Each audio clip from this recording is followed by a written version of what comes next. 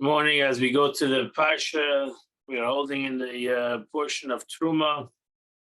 We are holding on chapter 25, verse number 31, the portion of Parsha's Truma.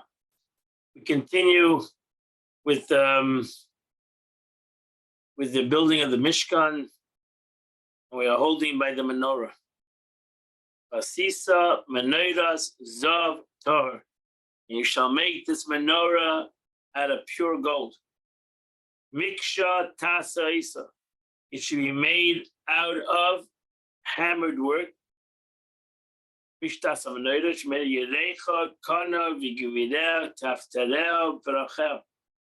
Its base, its stem, its goblets, its knobs, and its flowers. It had on it a stem.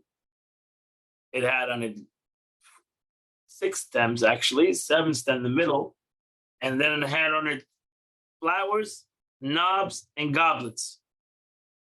Mimena yield, it all comes out from the same piece of gold. Rashi says, what does that mean? It means that it must not be made in sections, which can be removed. Its branches, its lamps, it should not be made individually and then attached. As a custom of smiths, you take different parts and then you solder them together. Soldering, it should not, the menorah comes in construction entirely for one piece. Comes out of one piece of gold. And hammered out and cut with a tool.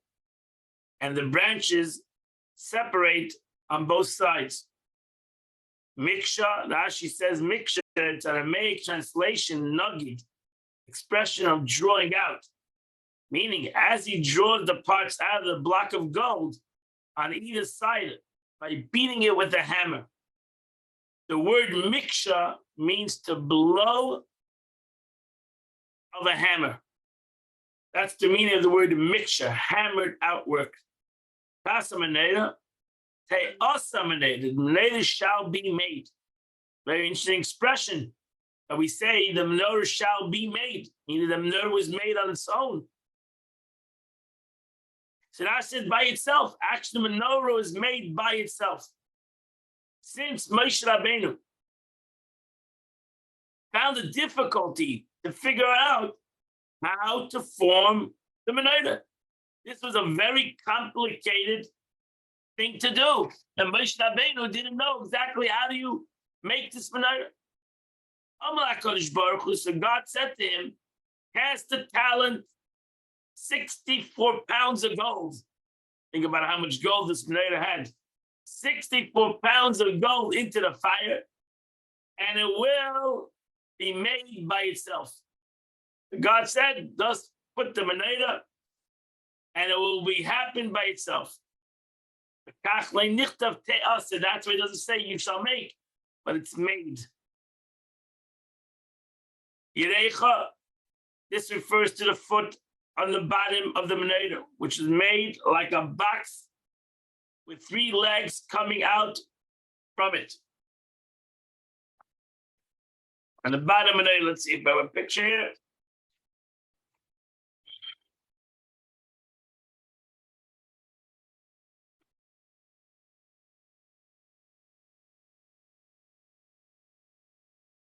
So this is the menorah.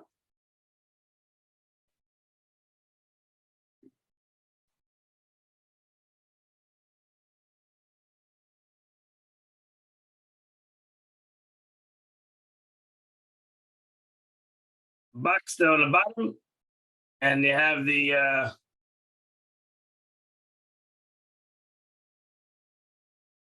so that's what the bottom. At the bottom, the box that 3 legs. Interesting kind of a way of doing it. Now this is the Geviyim. This is what the meaning of the Geviyim, the cups, the bulbs, and the flowers that were on the menorah, which we'll see in a minute. So he continues, and he says, Kana, this refers to the central stem rising from the middle of the base, which went upwards. At the top of the middle, a lamp made like a spoon, which in the oil was poured into the wick was inserted. These are sort of cups made of glass, long and narrow, were called mandarins, long, slender glass goblets. So the goblets, these were made out of gold, and they produced from the very branches according to the number prescribed by the text. They were placed on the menorah only for beauty. These were the gevim, the cups. We'll see. These are like round apple all around the branch, protruding outwards in the middle of the branch, a style of a menorah that were made with princes. They are called pommels, apple-shaped knobs. The number is prescribed in the parsha. How many knobs protrude in front to how much space was left unadorned between the one knob and the other knob. Rachel, these are engravings like some sort of a flower. Looked like a flower that was on the side, was in the menorah. Emmanuel, she says, everything shall be hammered out. All made out of one piece of gold. Verse 32, three branches come out of its side. Three branches come out of one side. And three branches come out of the other side. Ashes, they come out here and there in direction diagonally. You see, Rashi holds that the branches were not round, like a lot of people think the menorah was round, but it came out diagonally,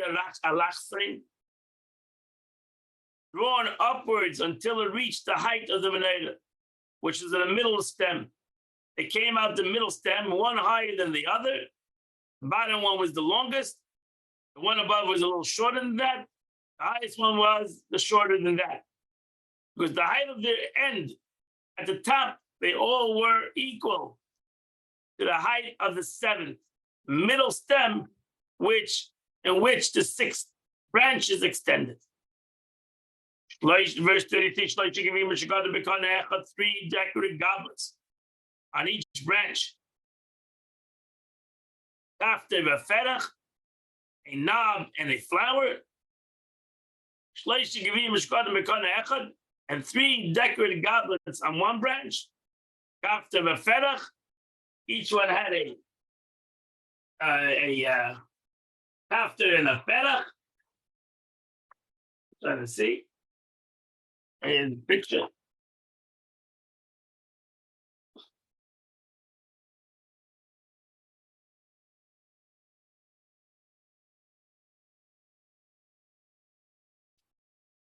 After Vaferach came L'Sheish Aknan Eitzadod to the six branches come out of the menorah.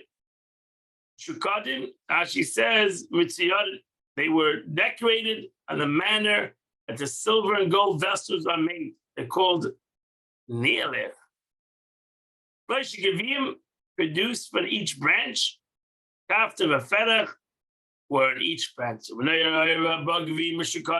the stem of the menorah, there were four decorative goblets. I'll show you a picture.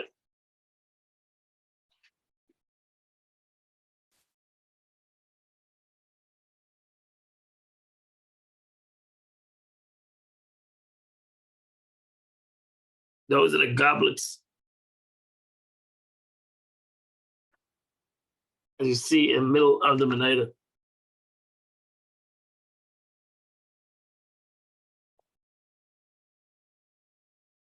Decorated with a goblet, its knob, and its flower.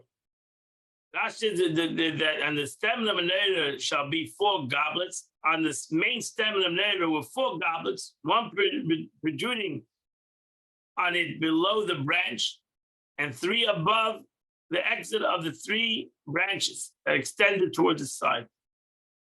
There was five, is one of the five verses whose meaning cannot be determined. It's not known whether to read decorated goblets or decorated its knobs and its flowers. The whole Gemara and Yuma, exactly how is the meaning? Saying Rashi's expression, it's one of the verses that are not verse 33, 35. Kaptem tachas shnei hakonim, a knob under the menu, v'kafta shnei hakonim menu, and I'll come now. Oh, you see the knobs. I hope you got the picture. Now Rashi's going to tell you the picture. The Bryce and Mechilta, we learned the Gemara. The menorah was 8 total, is arrived as follows. 3 feet of menorah for the lowest. Yes. That is a flower mentioned next to the base. And the breath above that, which was there, was a goblet named one of the 4. And a knob and a flower of the 2 knobs and the 2 flowers mentioned in the connection of menorah itself. As it said in the verse 34, decorated its knob and its flowers. We looked at the main stem. There were 2 knobs and 2 flowers, in addition to the 3 knobs on which the branches extend. As it says, a knob under 2 branches. And above the lowest branch, there were 2 handbreadths unadorned, and a handbreadth with a knob and 2 branches coming up from either side, standing upwards, opposite the height, and a handbreadth with a knob and 2 branches coming from it. And a handbreadth with a knob and 2 branches coming from it, standing upward, opposite the height of another. And then you have 2 handbreadths unadorned. Hence, 3 handbreadths remain, in which there was 3 goblets, a knob and a flower. The goblets were found, the number 22, 18 for the 6 branches of Neda, 3 for each one of the 4 of Neda itself, totaling 22. And there were 11 knobs, 6 on the 6 branches, 1 for each branch, 3 on the menorah itself, from which the branches extended. 2 more on the menorah, as it stated in verse number 34. Decorated its knob. It means 2 knobs, since the minimum plural knobs is 2. 1 knob was below, next to the base, and 1 knob on the top, 3 handbreadths, together with the 3 goblets. And it's the menorah had 9 flowers, 6 on the 6 branches, 1 each branch, as it says in verse 33. 1 branch, 3 flowers, a knob and a flower, and 3 flowers on the menorah itself, as it's written here. Decorated, its knobs and its flowers. The minimum of plural flowers is 2. And 1 additional flower mentioned in the parasha, the base of Balais, the base of its flower. If you carefully study this Mishnah that is written above, you will find them, the decorations of Neda, according to their number, each one in its right place. So you can all go to the Gemara in Masechta Menachos, chapter 28, page 28. Slide number 2, and you can go through the Mishnah. The Mishnah goes through exactly how the menorah was made. This was a very difficult process, but ultimately, this was the end product.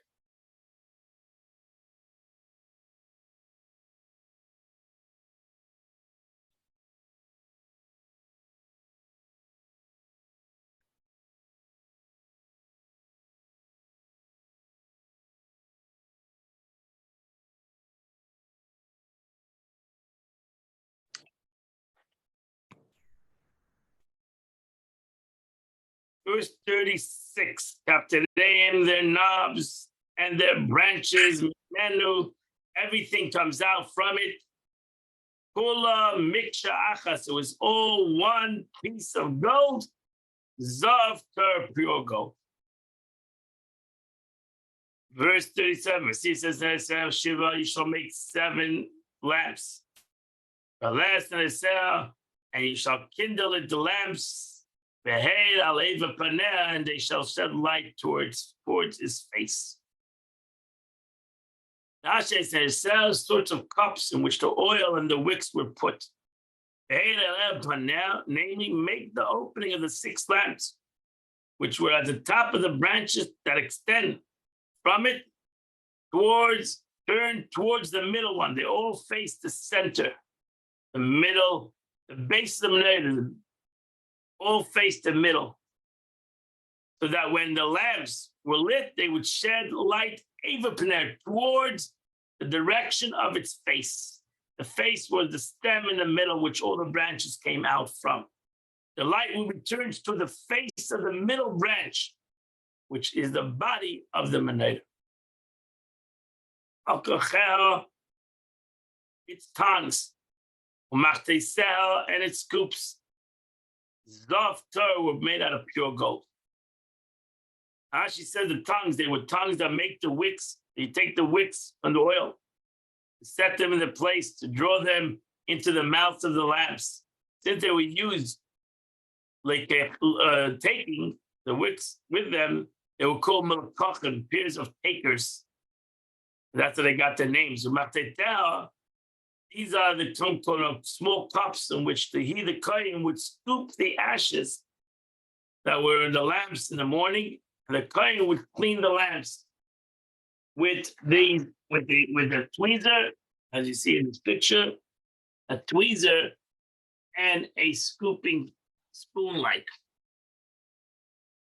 So he would scoop the ashes, whatever, if any of the wick would burn out, and he would scoop it out with that cup, with that spoon-like. Kikas of Teriyasa, to make it talent of pure gold. As Kalela, all these implements. She says this means that the weight along with its implement should be nothing but a talent, no less than a more.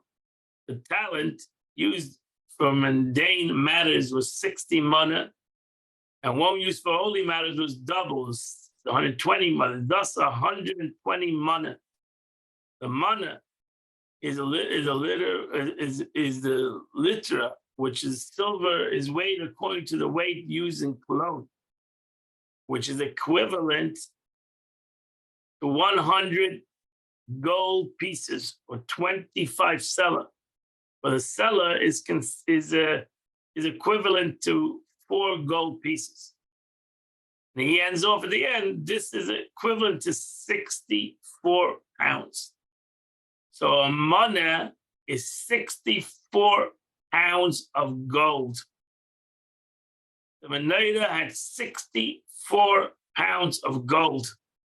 Now you can figure out, according to our gold price today, how much this menorah cost in gold. Forget about its worth, just the gold. Verse number 40. I'll see and make it according to the pattern which I've shown you in the mountain. I can imagine this was a menorah that was designed by God. A design. Today, I say, see here on the mountain, the pattern that I'm showing you. God made a pattern. He was the architect, engineer of this menorah. This formed that Moshe had a difficulty with the construction of menorah. He couldn't make the menorah until the other one based him showed him a menorah of fire. As I said before, still had a problem. God made the menorah. He threw the menorah in, he put the gold in, and the menorah came out. Which I've shown you, the Tagim, which you have shown. If you punctuate the mada with a patach, it means that you show others. Now it's punctuated with comments, it means which you are shown. Chapter 26, verse number 1. Mishka Matasa Asidius. Now the Torah continues and goes into, I'm going to show you a picture of the Yediyas HaMishkan. These are the covering, 3 coverings. One on the inside, one in the middle, and one on top. Those are the 3 coverings that were in the Mishkan. Inside was decorative, outside was goat's hair, and on top was also decorative. 3 separate coverings. As a Mishkan Tasasi, in the Mishkan shall make 10 curtains. Sheish Mashazar consists of fine flour, fine linen, Cheles, Bagama with Lashani, blue and purple. Kruvim, it shall be made out of the Kruvim design a work of master weaver, you shall make them. So these are the 10 curtains. They were separate and then put together. See the curtains, and they were made with a design on them. They were made with a design on them. So those are 10 separate curtains that were put together as 10. And these are the side over here, the little says the Mishkan Taseh is to be as a roof covering walls outside its planks. The curtains were hung behind them to cover. So ultimately, these Yadiyas covered the Mishkan. It went over the Mishkan and it went on the sides, and all its sides, besides the front, which was a door. But this is the way it looked, the first behind them to cover them. Sheish Mazatchel does 4 kinds of materials. When they are twisted together, each thread, 24 strands together. Ruva Maser Cheshem. Cherubim were weaved so that it's embroidered. It actually had, as you see in this picture, had a beautiful design on it from this side and an eagle from that side. And the outside was 4 cubits. So 4 cubits in its width. You put it together 10 years, you have 40 cubits. You take 5, you connect them all together. Rashi says, 1 along the other, 5 separately, 5 separately. Here, customary the scriptures speak away concerning a noun in the feminine. And then you take loops of blue wool on the edge of one keberes. And then take 5 loops together. Lois, Rashi says, veres. And this is what you do at the end of the othermost quote. This othermost, I could say, is an expression derived from kotze. Means so you have. So that's the way it was. That's how they connected. You had put 5 loops on one. That's how they connected the and you make 5. She says, make sure to make the loops exactly next to the other. The loops of the curtain shall be lined up exactly opposite the loops of Magbilis. That is one opposite the other. I make trans of 2 cubits wide. The 5 curtain was joined together. 20 cubits altogether was 40 cubits on the southern side, and so on the northern side. Plank was 1.5 cubits wide. Thus, together the cubits. So the length of the Mishkan was 30 cubits. It was 40 cubits. So you had an extra 10 cubits. We have 10 cubits. I count the north and the southern worlds, which were each 1 cubit, 1/2 cubit each, equivalent to 1 cubit. 6 planks of cubits on the western side, in their respective place here, and the cubits from there cover the thickness of the top of the planks. 8 on the northern side, 8 on the southern side, covering the height of the planks, which were 10 cubits high. That's why it didn't cover all the way to the bottom. The plank itself was 10, and that it went down almost 2 cubits less. And this, she says, you can go track it so that the Mishkan becomes 1. She says, ends inserted into 1 loop and the other end inserted. First number 7 of goat here, that's the second cover. By Mishkan. 12 goats here to 10 to Mishkan, you shall make 11. Now she says it was made from goats here. Loyal Mishkan, curtains. That's why the length of the Riyah was 30 cubits. But the width was 4 cubits, like the previous one. This was the same for the 11 curtains. So now she says, Moshe Rabbeinu placed the curtains length across the width of the Mishkan, as he did to the first set of curtains. These were found to exceed and hang and overhang them by 1 cubit from here and 1 cubit from there. So it went down 9 cubits on each side.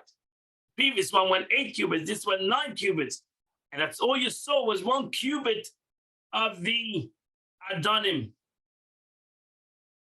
The cover, the 2 cubits of the planks remain exposed. The bottom cubit of the plank, which contained the curtain not covered, but the cubit was inserted in the socket hole. The sockets were cubit deep.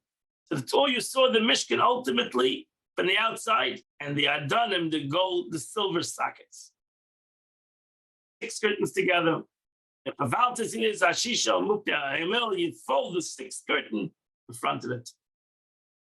Actually, the upper curtain exceeds the lower one. You flip it over the front to cover the front of the Mishkan. Half of the width of the 6th curtain was hanging and folded over the screen on the eastern side of the Mishkan before the entrance, resembling a modest bride whose face is covered by a veil. So it went over the front of the Mishkan. Here's a picture. I'll give you the picture, and that's the picture. You see that the front was covered, went over the front. So ultimately, it's all you saw. I mean, this was covering on top of the beautiful curtain. That was for the rain.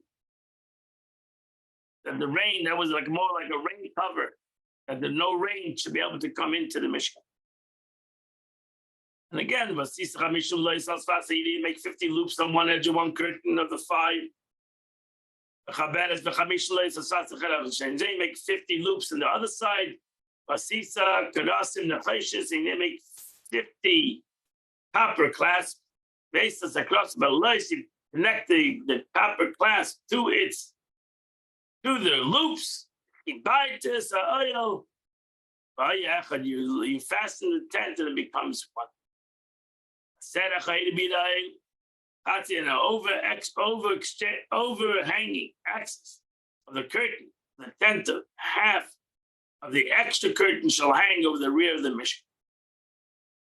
That's over the curtains of the Mishkan. Curtain of the tent were the upper ones. Curtain of goat here, they refer to as a tent. As written them, the tent of the Mishkan. Every state in their context refers to the upper curtains.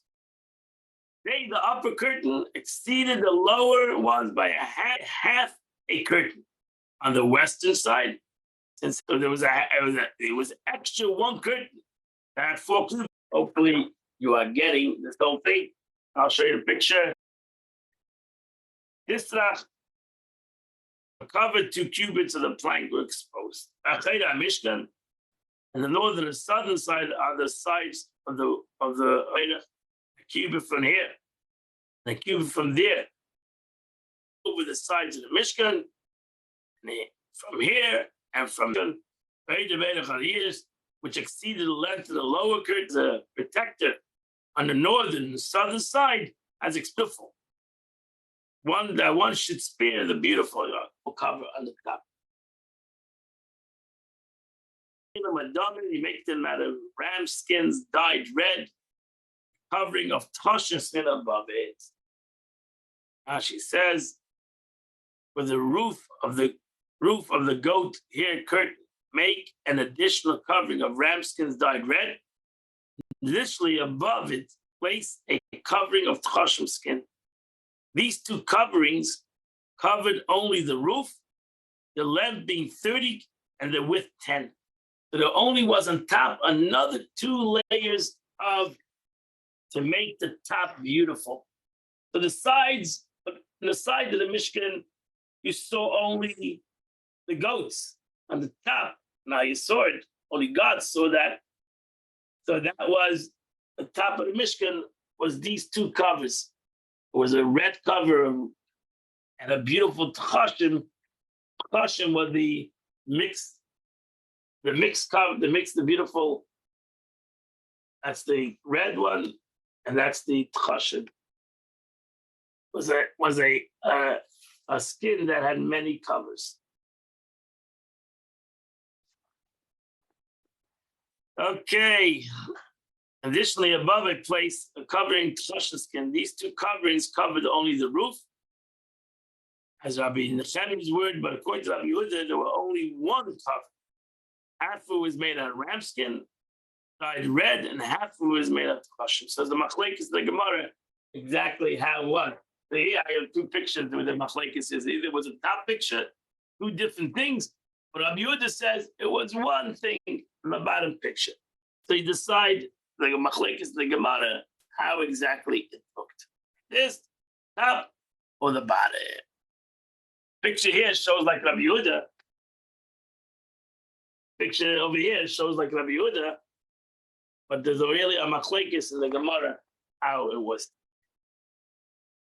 Okay, we finished the Chumash. We have still strength to learn the Tanya. Okay, let's learn.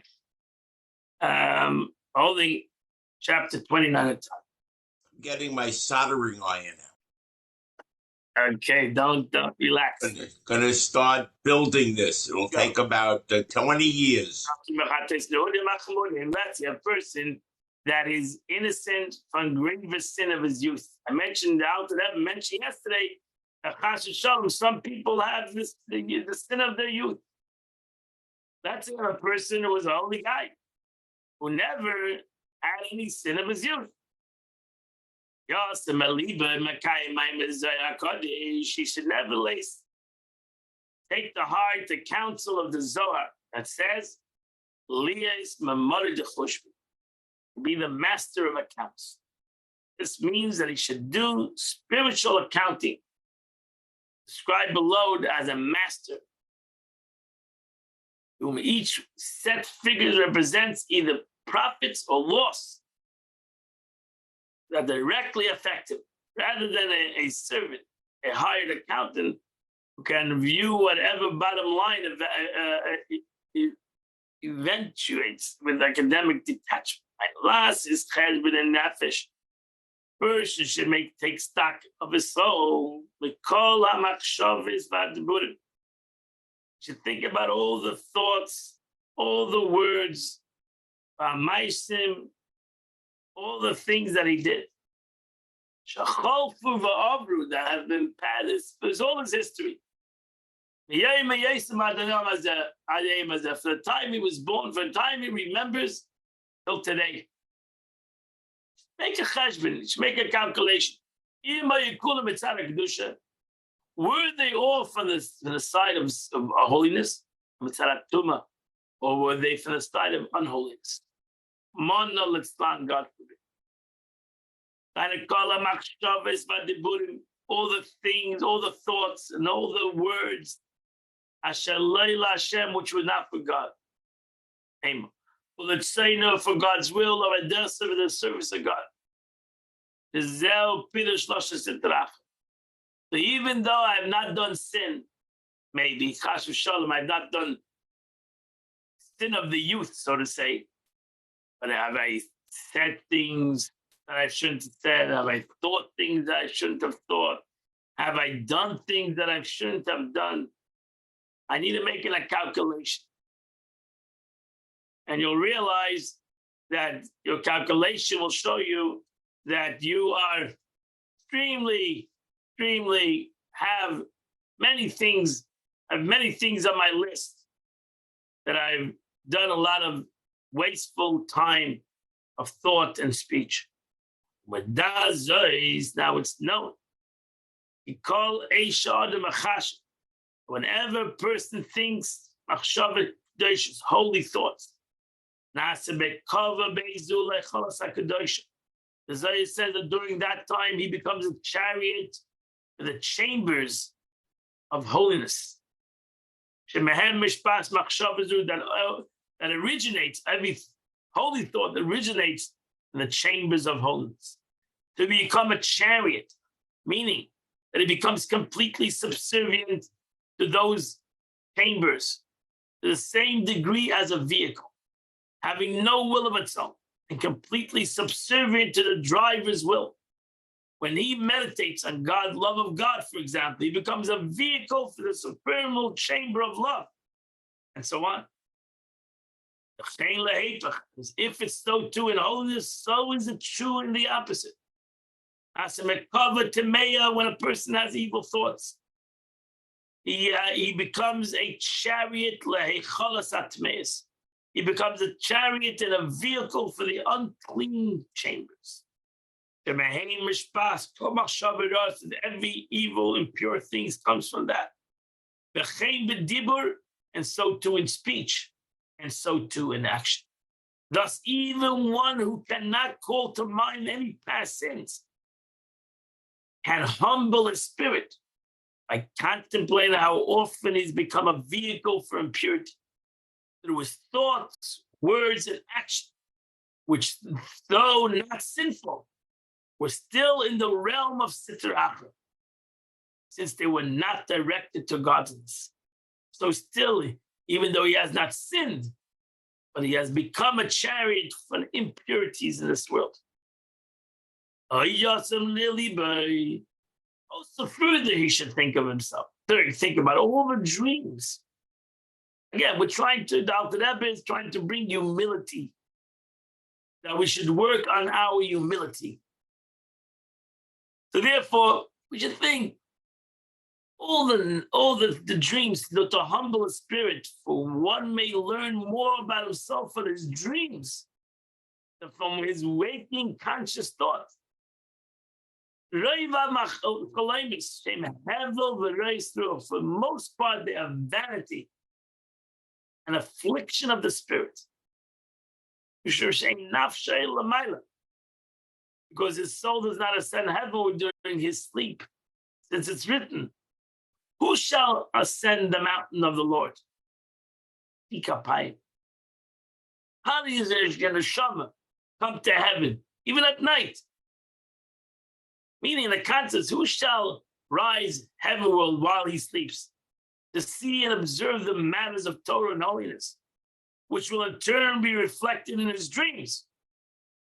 The next verse says, he that has clean hands and a pure heart, implying to the soul whose hands and hearts are not pure, do not ascend.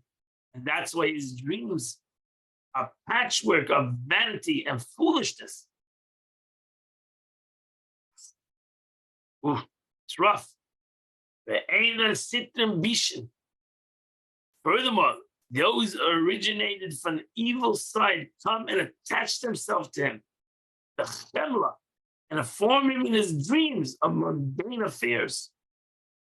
And sometimes they mock him, and they show him false things. They give him, torment him in his dreams.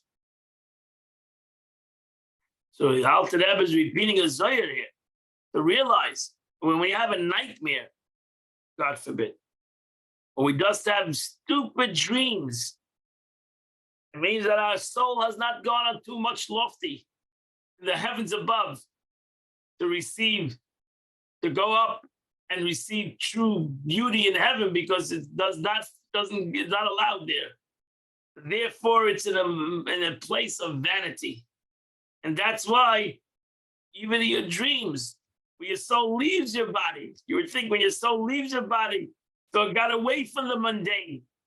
Still not away from the mundane. The soul that leaves the body and goes to heaven is still surrounded by mundane and sometimes negativity and evil, etc.